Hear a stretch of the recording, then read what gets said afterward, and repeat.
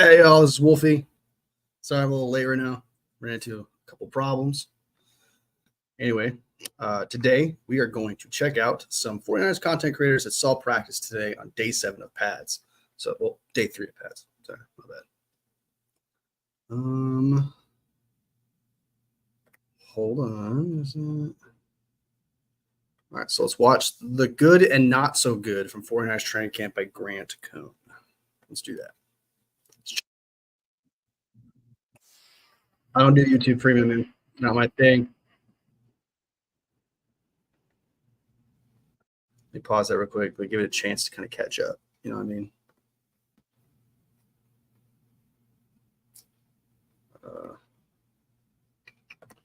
Boom. Bam. Share. That stage. Here we go.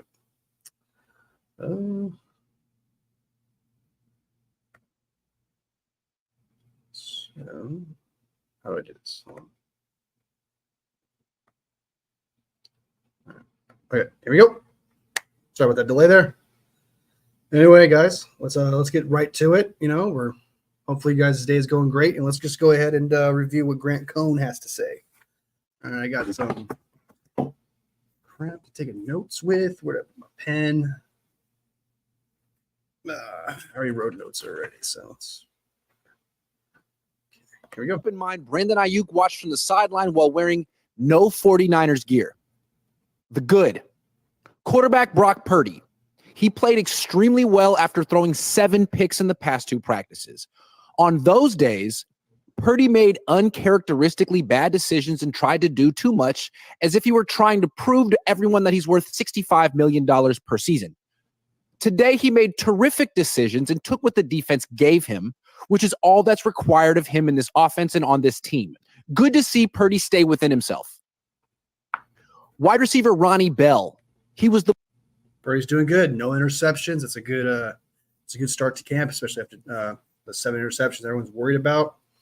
But Brock Purdy's always been known to just get right back into it, that 3-game losing streak. Then just got right back into it against the Jags and Bucks last year. I had no doubt, and again, it's practice, so he probably got rid of those plays that didn't work out. The most productive wide receiver on the field today. Granted, Jawan Jennings had the day off, and Brandon Ayuk was watching from the sideline. Hold on 1 second. Back connection.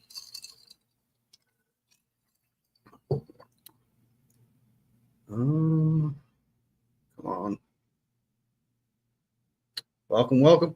Here we go. I'm just going to play it. Hopefully the guy comes back. But Debo Samuel played, and Bell caught more passes than him. On one play, Bell beat Travarius Ward, which no one ever does in training camp. And a few minutes later, Bell beat Ambry Thomas in the red zone for a touchdown. Bell finished practice with 4 catches. He's an extremely talented receiver who just needs to assert himself and become more consistent. Wide receiver Ricky Pearsall. He caught 3 short. Bell finally shown up. He muffed some punts. Haven't heard from him all training camp until now. So it's good to hear. And he beat Travarius Ward, like he said. That is actually an accomplishment. Passes during team drills. First, he beat Isaac Yadam for a 5-yard catch. Next, he beat D. Winters for another 5-yard catch. Finally, he beat Jair Brown for a touchdown catch in the red zone. Pearsall also got targeted when he was facing Travarius Ward and Diamador Lenore and caught neither pass. So he still has much to prove. Tight end Mason Pline. Okay. He beat rookie safety Malik Mustafa with an in route during. That's a good start. That's a good thing to hear from about Pearsall, knowing that he's doing some things, making some plays, even though it's not against our top corners, but knowing that there's something there, making multiple catches, making big plays. So that's something. One-on-one drills. Pline isn't fast. He runs a 4.8, but he runs his routes with deception and finesse, and he seems capable of beating man-to-man coverage, unlike Cam Latu. More on him in a minute. Running back Cody Schrader. He beat rookie linebacker Tatum Bethune with a wheel route to catch a deep touchdown pass during one-on-ones. Schrader makes a big play every day. He's going to have a monster preseason and make the 53-man roster. I'm calling it now. Linebacker Jalen Graham. He smashed into tight end Jake Tongas for no gain after he caught the ball in the flat. This was the biggest hit of practice. Graham is in outstanding shape. Linebacker D. Winters. He stopped Jordan Mason for a 5-yard loss on a toss to his side. Strong safety George Odom. He broke The linebackers we drafted last year are showing up. Jalen Graham's name's come up quite a bit, like you just said there. Same thing with Winters. So if Devondre Campbell can't be what we think he can be and Drake Greenlaw can't come back, it's good to know that we have potential in the back end with Graham and Winters. I was a big fan of him last year. A lot of people were. broke up a pass from Brock Purdy that was intended for Ricky Pearsall near the sideline. Odom covered a ton of ground on the play and broke up the pass with his fingertips. He's having a terrific camp. The third down pressure packages. They're actually creative and sophisticated for the first time in years. Today, I frequently saw Leonard Floyd and Yatir Gross-Matos drop into zone coverage, while Fred Warner, Devondre Campbell, George Odom, and Diamador Lenore took turns blitzing. This is Brandon Staley's impact on the defense. The not so good. Right guard Dominic Pooney. So it's good to hear that that Brandon Staley's actually showing up and being good for the defense. Hearing nothing but glowing things about him. But then again, you would expect to hear stuff like that coming out of the locker room because our locker room is pretty good. But however, the defense has been showing up through pads and non-pads. So that could be a tribute to him. So try not to be too cynical about it. But just really scarred by that 63 loss to the Raiders. That's just that's crazy, dude. You're a genius, but you let that happen. I don't know. He got absolutely chewed out by offensive line coach Chris Forster during a run blocking drill. Pooney apparently didn't execute his run block properly, and Forster just lost it for about 45 seconds. Pooney looks like an effective pass blocker who can anchor and hold his ground against bull rushes, but he's clearly a work in progress in the 49ers zone blocking system. Tight end Cam Latu. He lost all of his reps during one-on-one drills and also dropped a pass. Then he got trucked by George Odom while trying to catch a pass up the seam in 11-on-11s. Latu is a big man who will be difficult to tackle, but he simply cannot beat man-to-man coverage. And even if he's schemed wide open, he's a drop waiting to happen. But he looks like a serious blocker. Near the end of practice, he blasted defensive end Alex Barrett so hard, Barrett almost fought him. Is Barrett, though. That dude's a fringe practice squad player. You know, he's barely ever on the team. I don't know. That's really too notable. It's good to know that he can block some players in the practice squad. So might be a practice squad player, but however, no, that's not impressive enough. Wide receiver Tariq Owens. He dropped a pass over the middle and never got another target. Owens has been a bright spot of camp through the first few days, but he won't make the team if he drops more gimmies. Running to the left. Jalen Moore did a good job in one-on-one pass blocking drills, but he couldn't run block to save his life today. Every run that went his direction got stuffed. It doesn't matter. I mean, he wasn't good at pass blocking either. So, I mean, if you're saying he was good at pass blocking today, I mean, that's a bonus. I mean, no matter who the running back is, the 49ers won't be able to move the ball effectively on the ground until Trent Williams returns. Defending scrambles. The 49ers have updated and improved their third down pressure packages, but they still haven't figured out how to stop a simple scramble on third and long. Today, both Brock Purdy and Joshua Dobbs jogged through wide open grass for huge gains on third down. It's amazing that no matter who the defensive coordinator is, the 49ers cannot stop this particular play. That's actually a good observation, though. Not that one. Like, for some reason, we just can't. We've never been good at that. Like, out of all the years of watching Kyler Murray run around, make plays, Geno Smith doing that, Russell Wilson, we've never been good at that ever. It is actually kind of wild that we've never been good at that. So, all right, that was Grant Cohn. So let's go ahead and take a look. That was Grant Cohn. Let's take a look at David Lombardi up next. We're going to take a look at David Lombardi's response. Let me pull it up. Comment down below who you guys are surprised to be shown out, because there's some players out there like Mason I didn't expect to be that good. I just thought he would, flash like he normally does, but apparently he's been really up in his game, so that's great to see. There's David Lombardi's reaction there.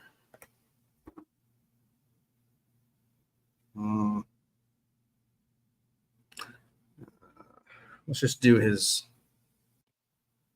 regular one. We don't have time for the big breakdown. We just want 5 minutes with this. All right, here we go. Here we go. Here we go. As the Joker would say. Don't judge me. All right. Off the practice field here in the tunnel Here we at go. Levi's Stadium. And the first thing I have to say about 49ers practice is that Ricky Pearsall is heating up. The rookie wide receiver dropped his first pass today. It was going to be a tough catch. He had to adjust to the football. Brock Purdy intentionally put it a little bit behind him because otherwise the safety would have lit Pearsall up. But after that, he made the circus catch of 49ers training camp. It was bounced up into the air by D. Winters, the linebacker, who was covering Ricky on the play. Then somehow, some way, Pearsall was able to keep his concentration on the football and one-handed, despite D. Winters being in his lap, while he kept both feet in bounds for the reception. So super impressive from Ricky Pearsall, who had some circus catches on. So, like, he was falling down, and it was like this, and he just reached in and grabbed that. Is that what I'm getting? And taken back when he was a receiver at Florida. And those were circus catches even in the midst of heavy contact. A little bit later, Ricky Pearsall generated massive separation against Isaac Yiadom on a simple in and then out breaker. So this is a guy who can separate. He did it again in the red zone drills where Brock Purdy threw one of his 3 touchdowns to Ricky Pearsall. Good news for the 49ers because it's only, a couple practices in for Ricky Pearsall, only 2 practices with full team drills for him. And he has looked really good as far as separation ability goes, ability to beat press man coverage. That was going to be the big question of training camp. And I think the early indications are very positive for Ricky Pearsall. I mentioned Brock Purdy. No interceptions today. I know that's not a big deal. I know some people try to make it a big deal, but Purdy looked really solid. Hey, it's a bonus when it as he doesn't has for most of this training camp, and especially in the red zone. A couple days ago, the red zone was a disaster for the 49ers offense, but you see that especially early in camp. It was just like teams are installing new things. The offensive timing is not yet where it needs to be. Defense typically starts camp a little bit ahead of the offense, so it's no surprise got no the gaps. second red zone session for the 49ers offense today was much crisper than the first. George Kittle, touchdown catch. Purdy hit him. George is a cheat code. Finally, something. Working out of the slot, and George He's a Odom cheat was trying code. to We cover barely him use with him, the dude. safety, but He's a cheat code, and we don't use him that much. It's kind of buns. Purdy's going to take that one-on-one matchup every time. We saw a punch thrown today, which I never think is a good idea. Jalen Graham swung at Drake Nugent, the rookie center. Jalen, a second-year linebacker. Was it because to Nugent's credit, he didn't retaliate. What? He just stood there. And I mean, these guys have helmets on, which I think makes these punches not very good ideas. And on top of having helmets on, they've got that padding on, so maybe that actually protects the hand a little bit. Kyle Shanahan won't be happy about that from Jalen Graham, but he will be happy about Graham delivering earlier in this practice alongside D. Winters, who I've already mentioned. I thought it was a very positive day for the second-year linebackers. We saw both of those guys play the run well in this practice. I'm going to get into a little bit more detail about some of the coverage that we also saw. Of course, D. Winters, I thought, did a good job against Ricky Pearsall. I'm really, catch right now. Pearsall So was trying able to to keep haul up it with in this anyway. dude. It's a little hard And then right the now. safeties also I'm trying my were best, playing I well swear. today. Young guys. Malik Mustafa registered what would have been a sack if he could actually tackle the quarterback in practice. Really well-timed blitz. He excelled in that at Wake Forest in college. And then Taylor Hawkins, who was on the 49ers practice squad last season, he thudded up Cam Lott, Taylor Hawkins, second-year tight end, with a big hit on a pass downfield. It was into the seam and dislodged the ball from Cam Lott. Clean hit for Taylor Hawkins looked very People getting laid out, huh? nice. Surprise good. receiver. No, I like that. I like mentioned this in the title, who delivered today. Ronnie Bell, second-year wideout, former seventh-round pick for the 49ers out of Michigan. Ronnie made a couple catches today that were highly contested. One was for a touchdown in red zone against Ambry Thomas. And I know that Ambry Thomas has struggled with allowing contested catches over the course of his career. Strength has always Thomas been does start, his biggest so, weakness. that means But the other contested catch for Ronnie Bell came against Charvarius Ward, the 49ers top cornerback and all-pro. So you've got to acknowledge that that is a big. All right, so the big thing is so far that Ronnie Bell showed out. That's good to hear. You know, he's been muffing punts, so, you know, him kind of showing something, especially beating starters, is a pretty big deal, you know. Brock Purdy not throwing interceptions. It's good when it doesn't happen. What else? Oh, and Ayuk. So far, where Ayuk did the hug, you know, thing with John Lynch or whatever. I saw that video. Personally, I don't really look too much into that. It could mean something for real. Like, it really could, because, I mean, from last time I heard, he was very disgruntled. He was not happy. So him just dabbing up the GM and the head coach that's stopping him from getting his contract is a little weird. So maybe they've found common ground and a contract's going to come out soon. As for a trade, that didn't look like a trade vibe, you know? Like, I feel like if you're going to say goodbye to somebody, you're really going to like hang it in that hug, you know? But that's just me just trying to like be a freaking, I don't know, read people's minds and like, you know, what's the word? The psychological breakdown of it. But anyway, let's get to Larry Krueger. Let's see what Larry Krueger did next. David gets better information. Grant is just a drama queen. Sometimes he can be, for sure. For sure. Let's look up. And welcome to the stream, man. I like David. I think he's good too. I know why people criticize him. I know where they come from. However, I don't mind hearing positive things. But he is like a positive monster. Let's be true. Let's be real about that. Let's find the Brandon Ayuk stuff. Jesus, did he release a 20-minute video, dog? Yeah, he's a chameleon. That's kind of how I look at it. Like sometimes, like when he does a what is it? Who we just saw him on here. Where was it? This guy, Matt Burrows. He's a different person. Like he blends in with whoever he's co-hosting with. That's actually a talent, you know. That's actually a talent. But it's bad when you catch it because then you're like, it's a little. But I don't take it that way. I take it as a skill to be able to do something like that.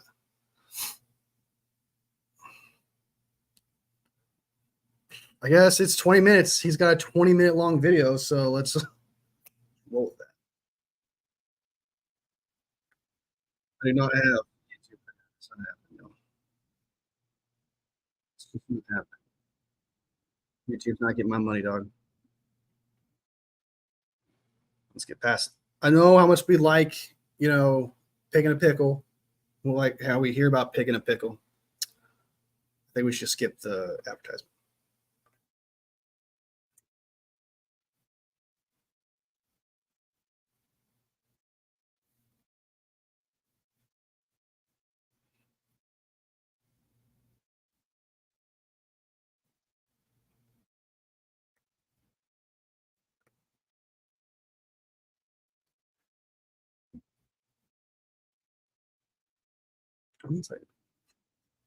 You're my first ever. If you're still here, you're my first ever guy that I pumped up in.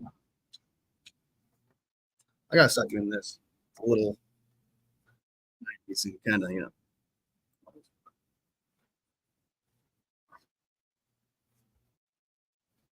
System than you played in college to what you're playing in now. You got to get bigger, stronger, faster as an athlete while learning how to play. He was an absolute baller at TCU, and Graham was a stud at Purdue. And both those guys played fast and physical in college. We hadn't really seen it except in glimpses up till now. But here we are in camp this year. Graham and Winters. And this is exactly what I thought we were going to see. Two instinctive, fast. They definitely bring definitely different flavors of tea, for sure. So whatever is your cup of tea, there's definitely different kinds. You're without a doubt. Yeah. And I think that's what really gets them followers and is what makes them really big, is the fact that they're very unique in their own way. And whatever flavor they are, they're very potent in that flavor. And that's a very weird analogy that I'm using right now, but best way to put it. Hardworking, dedicated young linebackers who now know the system they're in and are playing fast and making the correct reads and getting nothing but better. So, Devondre Campbell, is he going to be the replacement for Dre Greenlaw, or is it going to be Jalen Graham? It'll be Devondre. Is it going to be Devondre Campbell, or is it going to be D. Winters? They're paying him too much money. Devondre, let's be real. I think for sure the Winters-Graham combo is going to challenge Campbell for that starting spot opposite Fred Warner when the Niners go. And the Niners, let's be honest, in their base, and a lot of their base looks it's like a 5-2 look. I think Campbell's got it unlocked. They've got two terrible inside backers. The last time I heard, he's actually covering that whole second level. They go with that 5-2 stacked look with the two stacked backers in the 5-man surface a lot. So, they're asking those two linebackers to have tons of range. And I wonder if Campbell's got the kind of range. I don't think he's got the range that Greenlaw had. I think Graham and Winters do. So that's going to be interesting to watch in the preseason against the run, especially to the sideline. Can Campbell get there? And how much do they play Campbell early in the preseason? And just of the young linebackers between Winters and Graham and Tatum Bethune, which of these guys stands out in the preseason is going to be really interesting. I've heard great things about Tatum Bethune. It's a little short, but then again, a few linebackers that we've had have been short. So as long as he can cover, I guess. But I've seen his highlights; they're actually pretty good. But yeah, I don't think he makes the squad. And I think we have too many linebackers. What do we have? Who's going to stay on the team? Greenlaw is going to be out, like as a roster spot, so we'll be able to keep another linebacker while he's out for sure. So what? We got Fred Warner, Devondre Campbell, Winters, Graham. I keep forgetting the other dude's name. I think his name is Ezekiel something. Came from the Cardinals. I liked him, but I haven't heard anything about him, so that's a bad sign. Is there any other linebacker I'm missing out here? It's important. Oh, Burks. Because Odom's a safety. Yeah, Burks. I always get Odom. For some reason, I do not know why I get Burks and Odom mixed up. It's so weird. And Burks, I think he sticks around. Fowles, he's going to stick around too. Man, are we really going to keep like 6 linebackers? That'd be a trip. So Fred, Devondre Campbell, Winters, Graham. I just said the name, bro. Such a stoner. What was the name I just said? Not Ezekiel. Fowles, and then Burks. Like, those are for sure. That's 6 linebackers, dude. That's going to be kind of a tough cut. That's going to be a tough cut. Sure. Interesting. But Sorensen also talked about how Brandon Staley, who's, obviously his boss, his, a veteran defensive coach, he's not going to be on the sideline during the game. He's going to be up in the booth. So that was announced today as well, or at least was made official by Nick Sorensen that Brandon Staley will be up in the booth. Not on the sidelines on game day. And then he was asked, again about this, this having Staley here, and he gave the patented, it's great having him here. Yes. But, let's be completely honest. The whole defense is absolutely outstanding. I don't think there's really a weakness unless we can figure out the run game. Grant said it best with the we've never been good at stopping the scramble for some reason. So our weakness right now is just stopping the scramble quarterbacks, and then the run defense, and hopefully Brown, the guy we got, Elliott. I think his name's Elliott Brown. He Jordan Elliott. Yeah, if he could stop the run, and our edges can stop the run, like Gross Matos could be our run stopper. It's potential there. But yeah, there's absolutely like no holes. I mean, it's actually crazy. The only problem we have is offensive line. It's not great having him here. I mean, it's great for the 49ers to have him here, but it's not great for Sorensen. Sorensen's just grinning and bearing it. He wants to be a defensive coordinator in the NFL. Nobody's given him that chance up to this point. The Niners gave him that opportunity, but it comes with the stipulation. Brandon Staley's got to be looking over your shoulder. It's the best, it's the best opportunity that you currently have. So you're just going to run with it and make the best of it. So I think Sorensen's doing and saying all the right things. But if you're being completely frank and straightforward here, nobody wants somebody who's can do their job looking over their shoulder, no matter what it is that you do. True. Do you want somebody who's really good at your job, looking over your shoulder, able to replace you at a moment's notice in case you might slip up? No, I don't want that. No, but nothing nefarious is going on here. The Niners want to get the best coaching staff they possibly can, and they've got Sorensen, who they think the world of as a first-year coordinator, and they've got Staley, who they feel like at least Demo Lenore thinks he's a defensive genius. So that's a great sign, I thought. Yeah, I mean, Lenore that's came out and said saying he something thought like that Staley is like was the saying equivalent of Juice Shanahan as a it's defensive not fullback, coach. an offensive weapon. That means he's imparting wisdom to the players that the players believe in. That means he has credibility with the players. He speaks their language. That's a great sign, an absolutely great sign. Yeah. I wanted to mention that yesterday. The other big story today in camp was that, it was day 7 of camp, day 3 of pads. Brock Purdy looked good today, according to all reports. No interceptions for Purdy. Ronnie Bell had a couple of nice catches. He's starting to come on for sure. He beat Ambry Thomas once. He beat Mooney Ward once. Ricky Pearsall is starting to look good out there. He dropped his first pass from Purdy today, but he also had a circus catch over D. Winters on another play. And Pearsall is just showing consistently that he knows how to run routes and he understands tempo and he can separate. And he's got a lot of wiggle, but it's all choreographed wiggle. It looks a little, like he's just making it up as he goes, but it's really more choreographed, which, he 3 touchdown catches today from Purdy. Purdy to Pearsall is going to be something. I'll say that right now. It's as clear as day. These guys do not have the number of reps that they're going to have by midseason, and they're already in a very noticeable. There's a noticeable connection in my mind already between Brock Purdy and Ricky Pearsall, and you saw it in minicamp, and I think you're going to see it throughout the summer, throughout the preseason, and I think you're going to be surprised how much Pearsall contributes this year. Jalen Graham took a swing at Drake Nugent in the practice today. Nugent did not retaliate. Personally, I think it's a great sign on both fronts. One,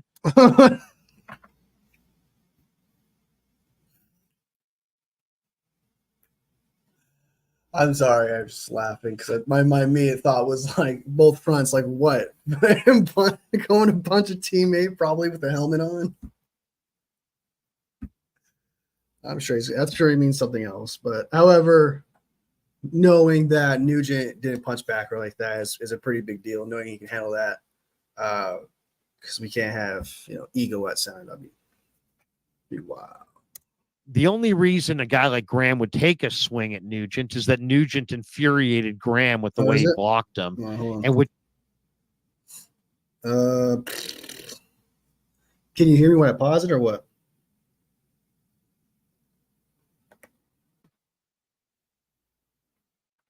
Is what you want from your blockers, and Nugent is feisty and he gets after it, and he blocks you with aggression, and he pisses people off. And you know what it is? It's probably just I got that shield live, man. I don't know if I can say the 420 word. I've never checked the rules, so So you guys know what that means. Yes, only when he's talking. Okay, all right. I'll pause the mofo. I'll pause the mofo when I talk. And he's, this Appreciate it, man. Nugent is physical. Nugent is gonna decleat you. He's gonna get leverage on you, and he's gonna sting you. And the defenders aren't gonna like it. So, and I love that Graham, who's generally like a really nice guy. I mean, Jalen Graham is one of the nicest young guys on the team. I mean, talking he's about one of the nicest guys ever. He nice just kid. likes to deck people. He's from Detroit, Michigan. Really, really nice kid. But what I love the fire, because to me, Graham is special. I think Graham is going to be really good. People have talked up Winters. I've heard other people have high opinions of Campbell. To me, Graham is the guy that's like way better than those guys. And, to me, Jalen Graham's really good. And I love to see the fire there. He's played well so far. So the fact that him and Nugent, got tussled a little bit, or at least Graham swung on Nugent. I like to see that from Graham, and I like the fact Nugent glad he swung on Nugent. Did I hear that wrong? I know I'm out of it, but did I just hear that right? Yeah. And I love to see the fire there. He's played well so far. So the fact that him and Nugent, got tussled a little bit, or at least Graham swung on Nugent. I like to see.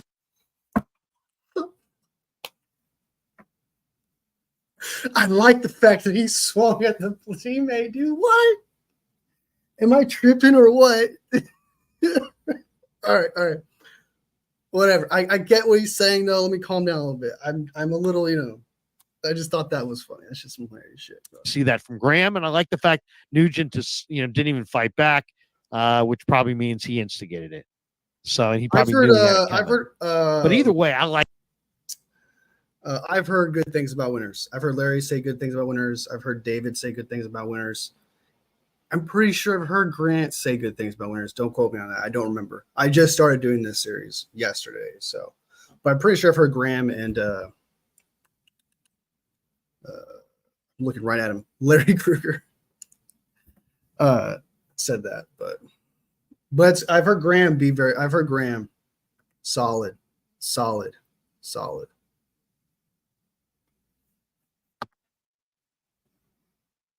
It's funny. He says people when it was him. Winters is good. Yeah, for sure.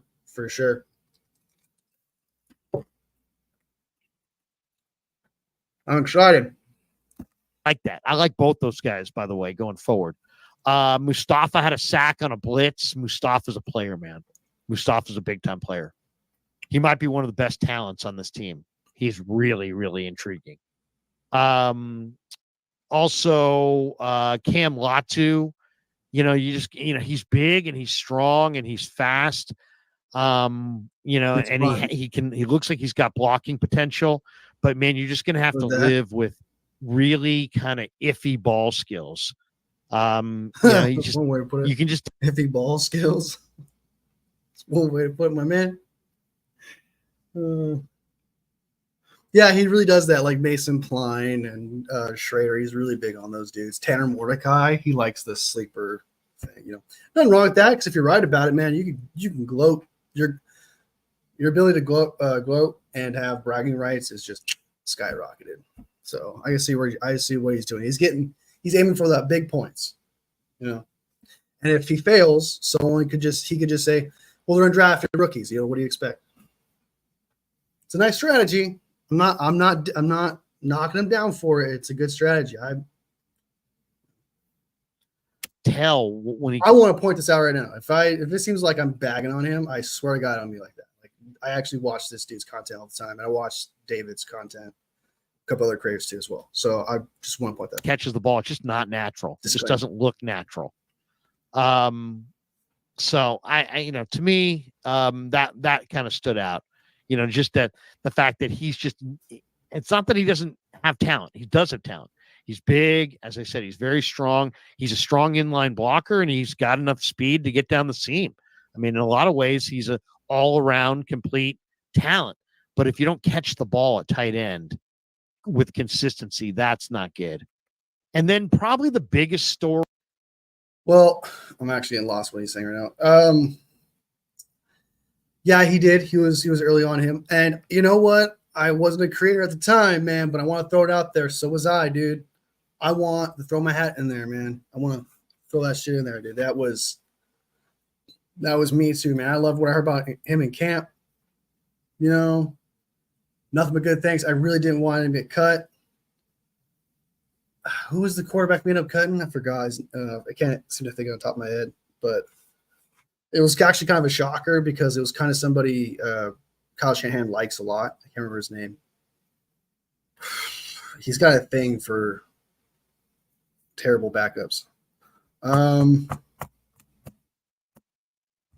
Yeah, I can't remember the name.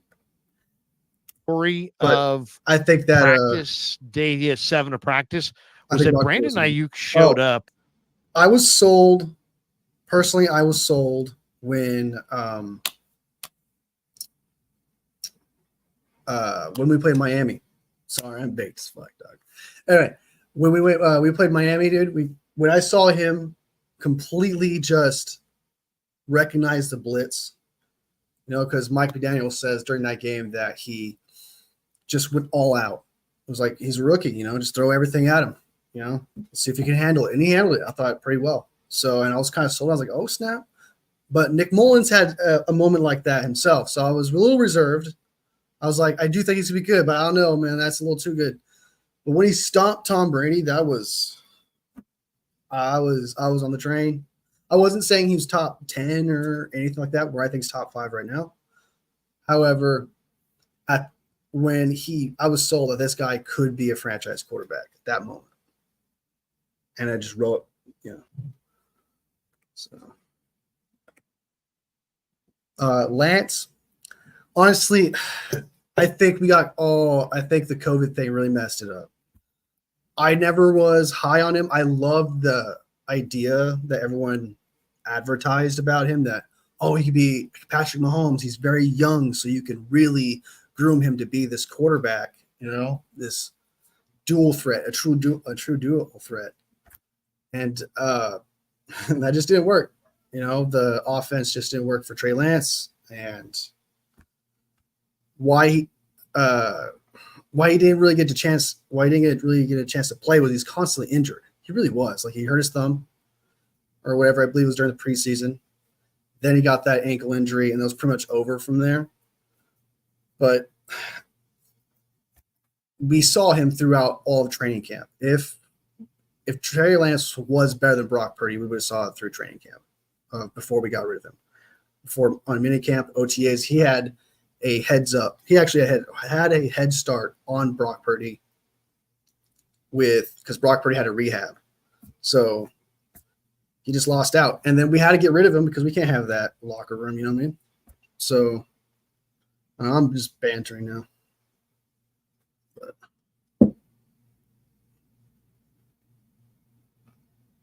But ever since that Miami game, you were sold, brother. That's right. Yeah, man. I mean, that was an impressive thing to see. That really was, dude. Like, yeah, that was impressive. It was a good moment for sure. In an all black sweatsuit, no Niner insignias there. And he came over and hugged Lynch and then hugged Shanahan.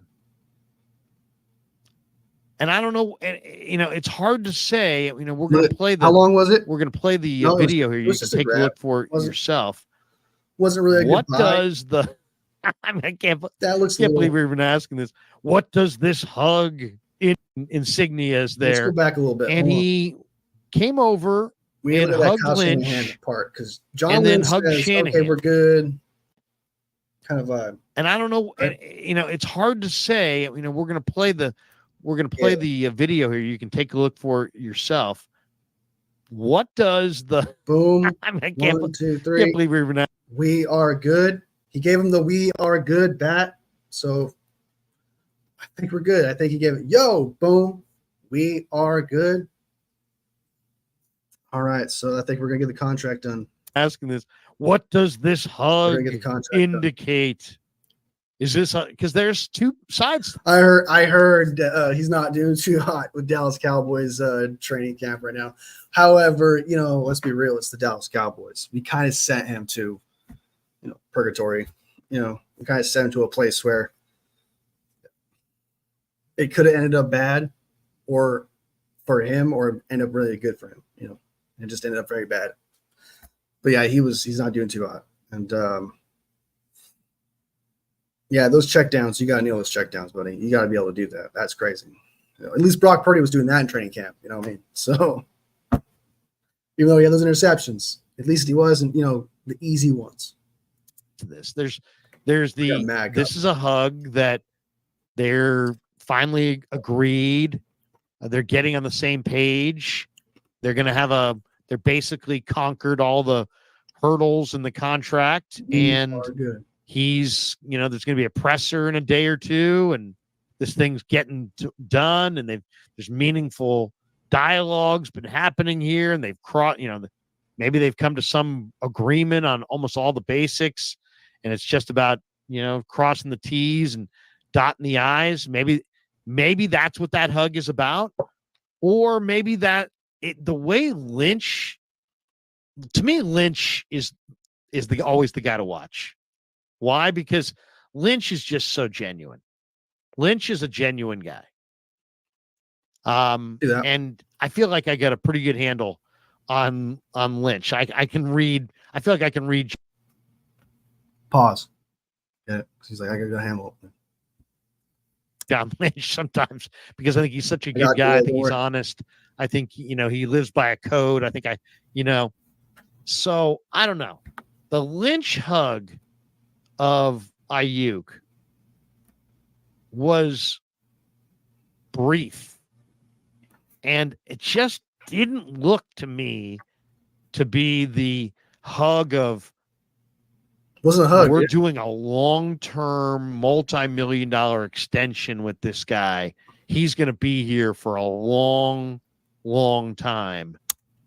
It gives him a smile, gives him a good dab. It was a good dab. He kind of felt that. Had a little bit of echo if it was in the right room. I don't know. I kind of disagree. I think that was actually, maybe he doesn't dab enough people up to understand what it really means, because that was very chill in my eyes. I don't know. I got good vibes, but that could just be because I'm an optimistic 49ers fan right now. So about that. And, he's going to be a huge part of our professional success going forward. I know I see that. Our local news keeps us informed when others won't, but it's under siege from big. God, reading a lot into it. Not the guy but it wasn't that kind of a hug. It was almost like, chill, dude. Hey man, you wanted the biggest bag. You didn't want to. Kind of like, hey, we're about to get this done. That's what. In any way, give us the hometown discount. Here you go. You really want to be off. Here's the trade. We finally agreed to it. We'll announce it in a day or two. Kind of comes back. We're off. And then Lynch kind of comes back as he gets off of Kyle Shanahan there, as he's backing up. Lynch also kind of dabs him on the shoulder, trying to say something. I mean, if I'm not chill with somebody and they go to my shoulder,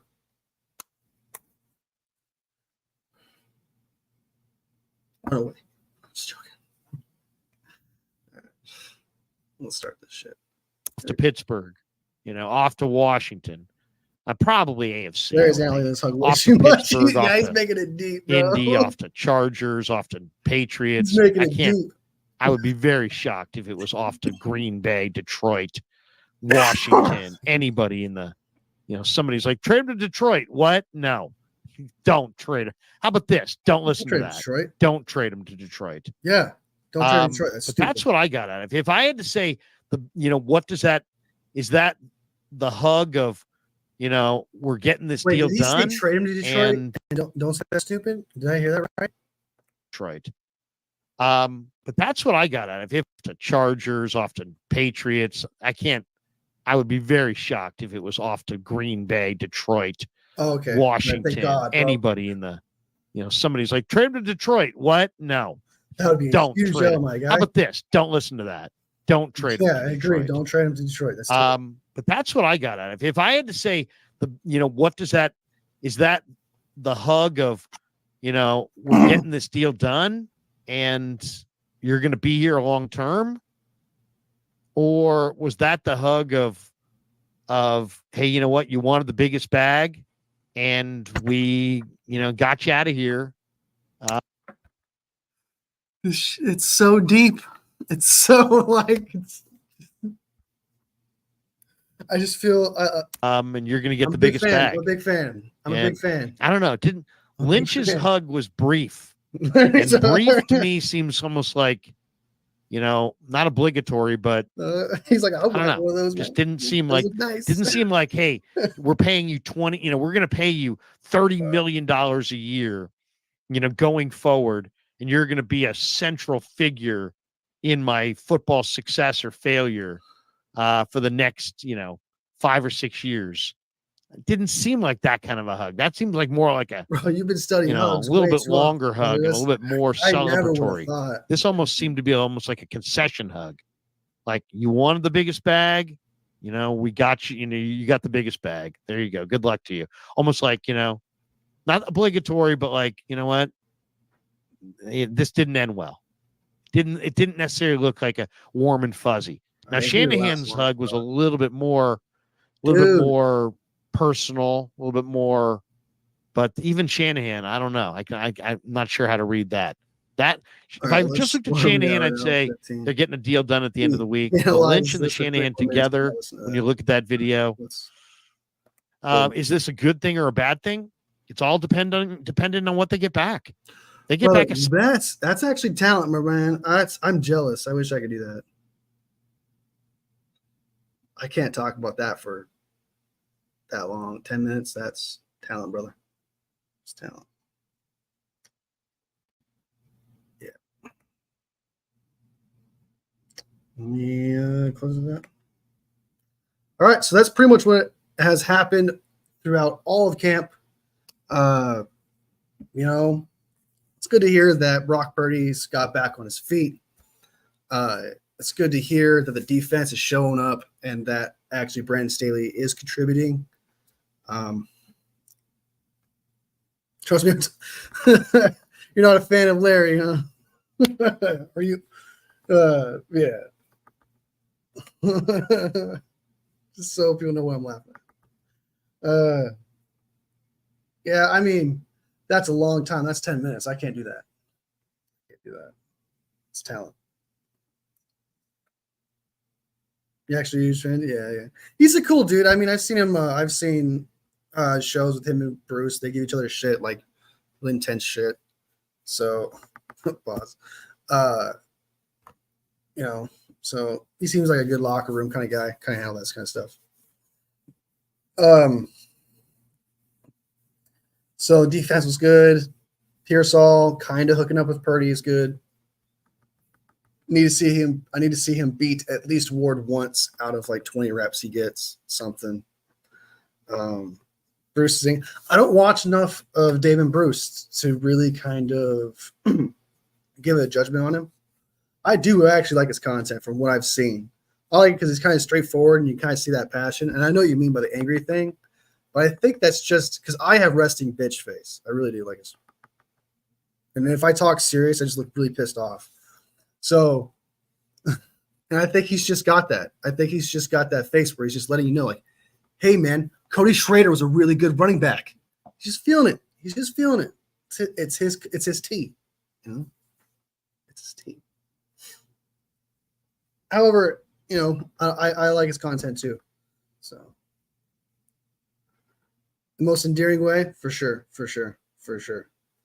Yeah, so do I, man. I don't think he's a bad guy from what I've seen. I actually like his content. He's I don't mind his edits either. I think he puts the work in from what I've seen. I don't know what I was doing with my face there, but I've seen him, it looks like he puts the work in, and that's kind of something you like to see with your creators that you watch. So anyway,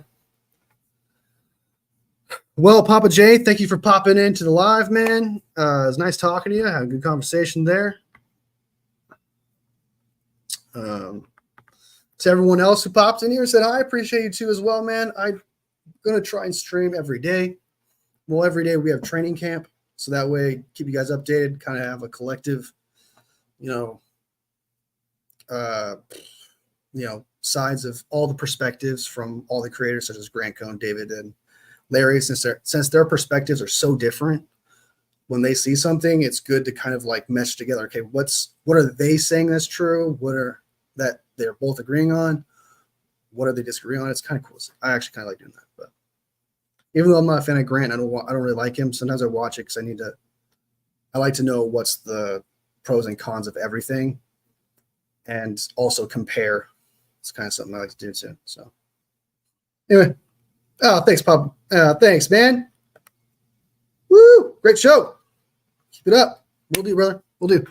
All right, guys. Thank you so much for coming in here. For everyone who watched the show later, appreciate you watching the show. Sub if you like the content. Hit a like if you like the video. And I gotta stop doing this thing. It's really dumb. But yeah, if you like the video, blah blah blah. All love, fam. See you next video.